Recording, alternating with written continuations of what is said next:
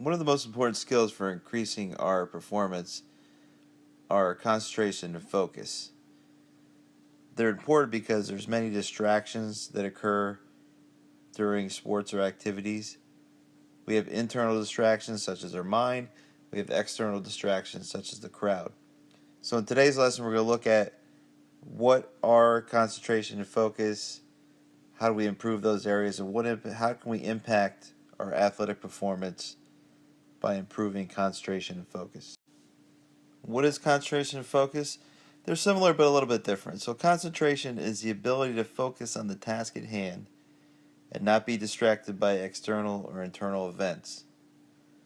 So concentration, we're totally in the here and now and ignoring those distractions, because any lapses in concentration permit things like fear and self-doubt to creep into the situation.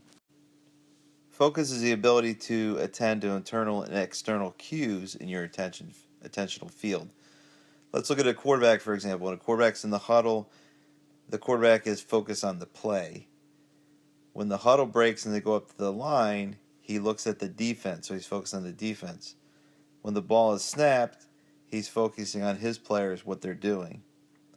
One of the myths of focus is that focus is just concentrating on one thing for a long period of time, which, again, focus is looking at your attentional field and thinking about the cues, both internally and externally, that are important. When we look at attention, there's different areas that we're going to divide our intentional fields into. So we can have broad or narrow intention, and broad intention would be looking at something addressed to a team, and or the big space if you're doing an athletic competition, the field. Narrow focus would be the athlete themselves. And we also look at internal versus external. So if we're looking at the athlete themselves, if they're doing the imagery, the mental practice, that would be an internal and narrow focus. If they were practicing individual skill, physical skill, that would be a narrow external attention. So it depends on where our focus is in those different areas of attention to determine what's important as far as our attention and our cues, and that the fields that we have to examine to increase our performance. Two tools we can use to improve our concentration and focus are attentional cues and triggers. So cues are focus points. For example, I might say, if I'm hitting a baseball, I might say bend my knees, keep myself balanced. Those are physical cues. I might have some mental reminders in a situation. For example, I might say focus on the pitcher. That's giving me a cue to remind me what to do. Because we can have triggers that can pull us out of our concentration and focus. An example might be, maybe I get nervous when I first come out and the crowd's making noise.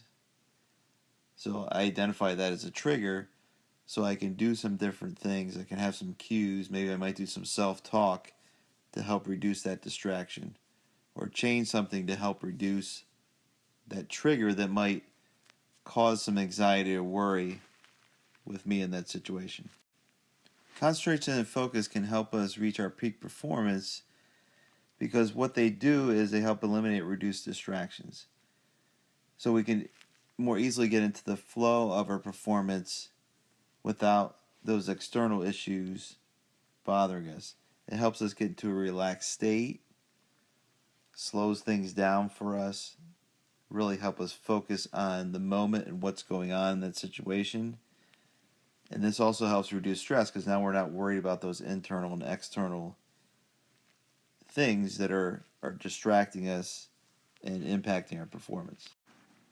Some factors affecting our concentration or focus: if we can really concentrate or focus on something, we get into that flow we talked about with peak performance. So then our performance becomes masterful. We're really excelling and moving to those elite levels as far as performance. We can embrace our distractions. You've probably seen in different sports, especially at the professional Olympic level, where athletes are so focused, they're not worried about the crowd or things going on. Some athletes actually use the crowd when they're at an opponent's stadium to work for them. And then we have selective attention. We're really focused on something, even focus on the little things. Like I said, walking down the steps. You've probably had a situation where you're on the steps and you might have been in a rush or thinking about something else and you trip on the steps. So if we can focus on the task at hand and being in the now, we can improve our performance. How do we use these techniques? Again, relevant cues are important. So if I'm playing basketball, I'm focusing on cutting to the basket in the open for my teammates, moving my feet on defense. I'm not focused on my parents in the crowd or my friends. I have to recognize also when I'm losing focus, what are some things that cause me to be distracted? Was I paying attention to people in the crowd or my parents? Did I react differently when something negative happened in the game? So recognizing these things. And then create a strategy for focus. What are the triggers that cause me to lose focus? So I can figure out some different strategies of how to get myself back in focus. Self-talk's a good example. I can talk to myself using those cues. Positive thoughts and feelings can help me do that.